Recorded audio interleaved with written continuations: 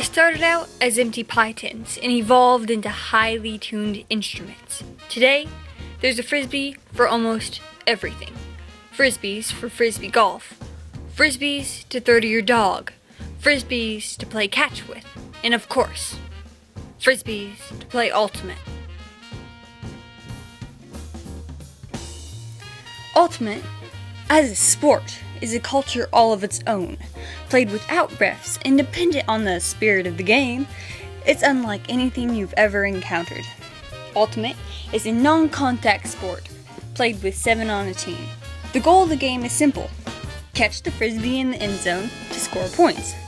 The catch? You can't run with the frisbee, and when you do have the disc, you have 10 seconds to throw it.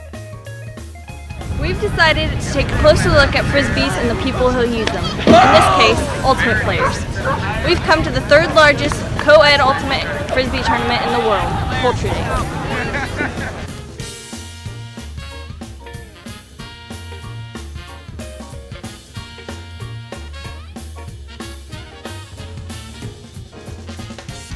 For 2 days, the small town of Versailles, Ohio is invaded by 45 ultimate frisbee teams from around the country.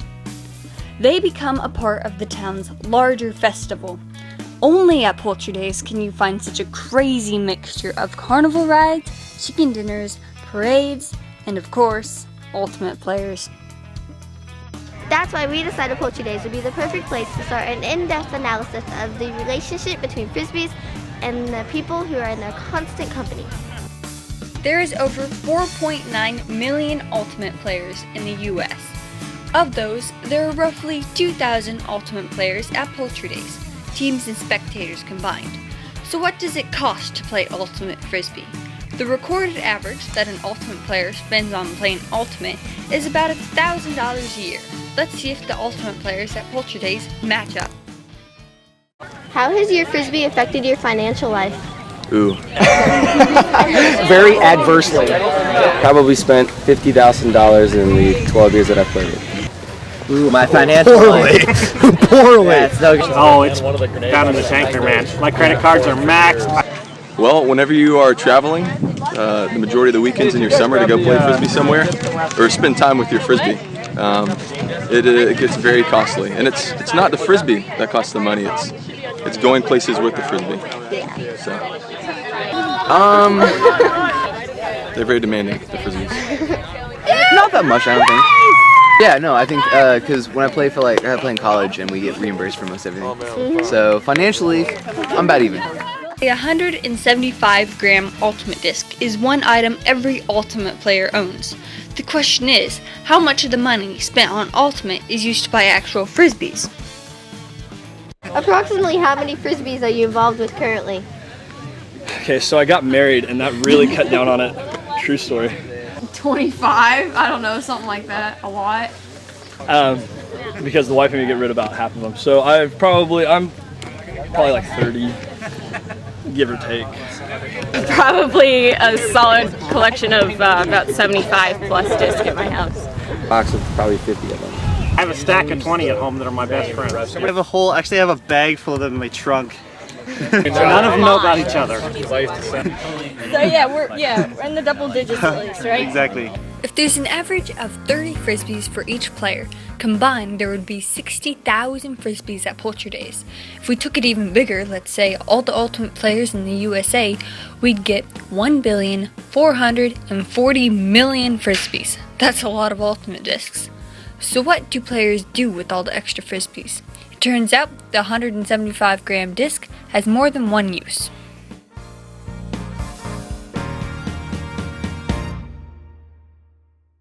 How has your frisbee provided you with substance? In other words, what have you eaten out of your frisbee?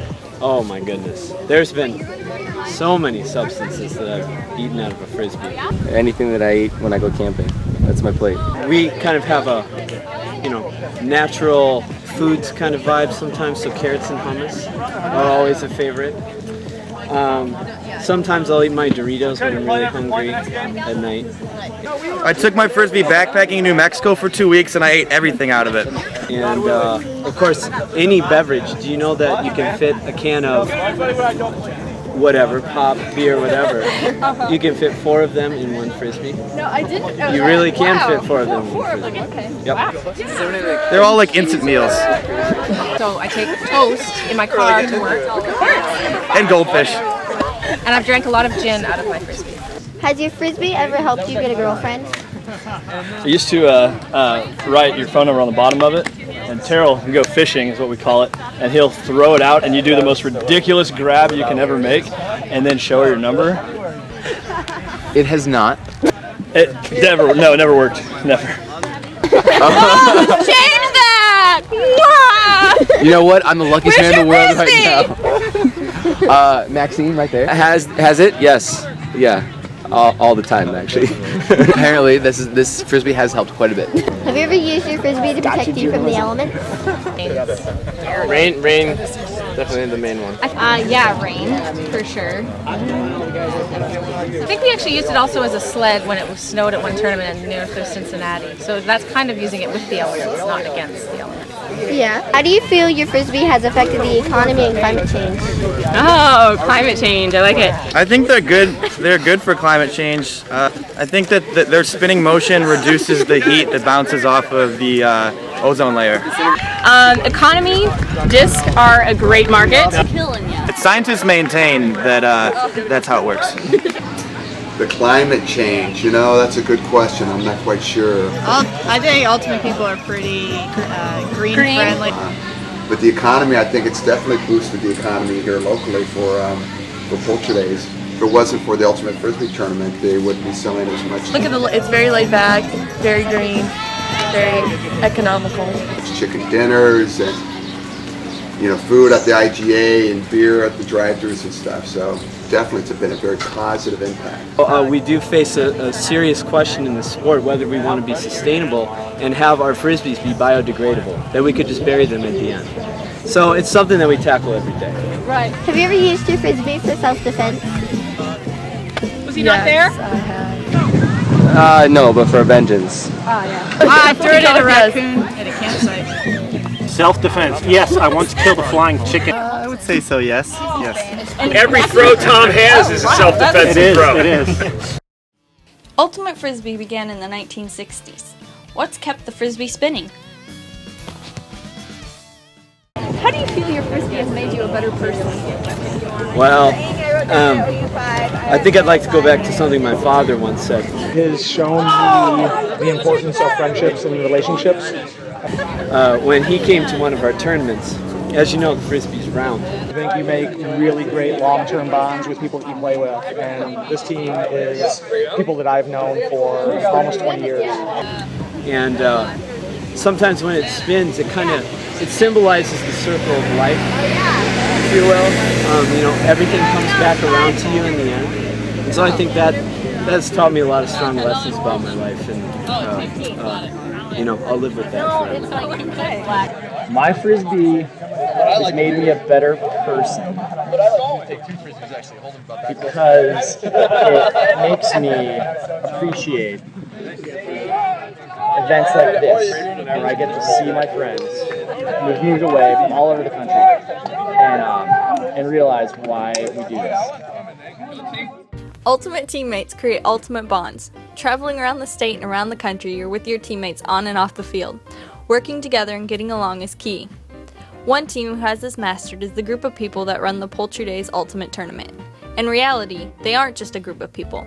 They're a team. Literally. The Poultry Days Ultimate Frisbee Tournament started in 1982 with just 2 teams, Hometown Blue Meanies and the Diamond Dogs from Dayton, Ohio. The Blue Meanies took home the first Poultry Days Ultimate Frisbee trophy.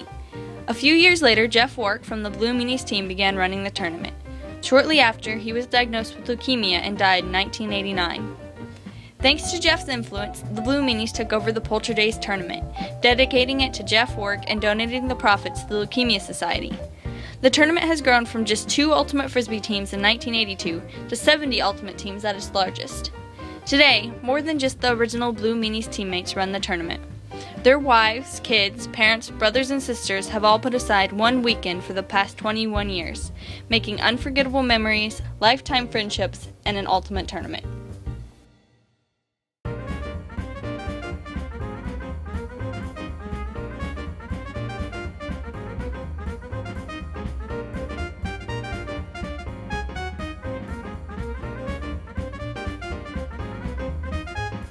What can you tell me?